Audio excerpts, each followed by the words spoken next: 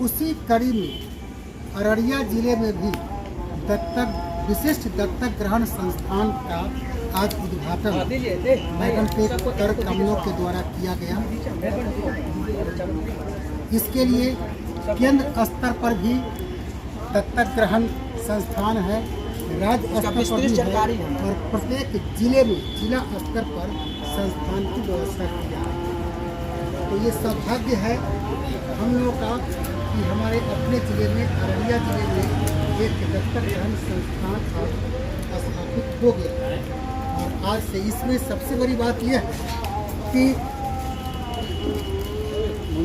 दो महत्वपूर्ण बात है।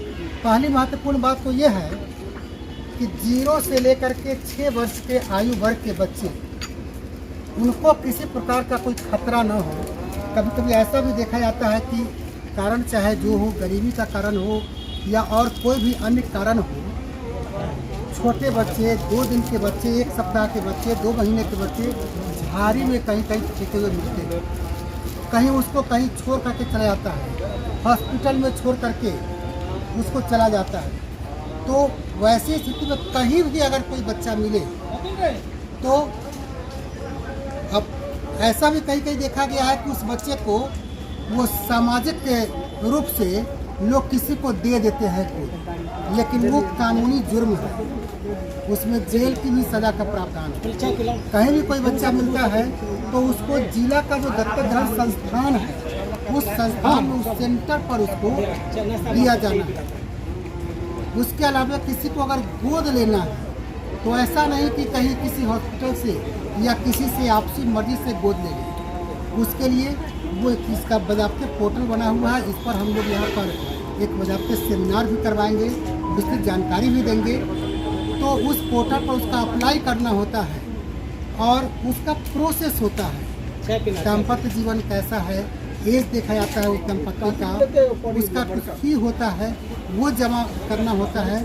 तो उसका रजिस्ट्रेशन होने के बाद उसका नंबर आता है और तब कानूनी प्रक्रिया के तहत जिलाधिकारी की अध्यक्षता में उसका डिसीजन लिया जाता है और उसी के आधार पर जिलाधिकारी महोदय के माध्यम से उसको संबंधित जिसको गोद लेना है उसके नसीब में जो बच्चा आया है गोद लेने के लिए उसको फिर एडॉप्शन कराया जाएगा। द्वारा दत्तक ग्रहण संस्थान का उद्घाटन हुआ।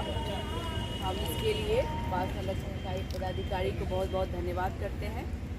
और यहाँ पे जितने भी आपने आशा कर्मी या सेविकाओं का अपॉइंट किया है उन लोगों की बहुत बड़ी जिम्मेदारी हो जाती है, क्योंकि बच्चे 0 से 6 वर्ष के होंगे, काफ़ी अबोध होंगे और हम लोग उस स्थिति में रेस्क्यू करेंगे।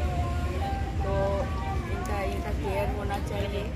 पेरेंटिंग की भी सुविधा जैसा आप बता रहे हैं नियमानुसार उसका भी संचालन करवाइए और विधिवत संचालित कीजिए।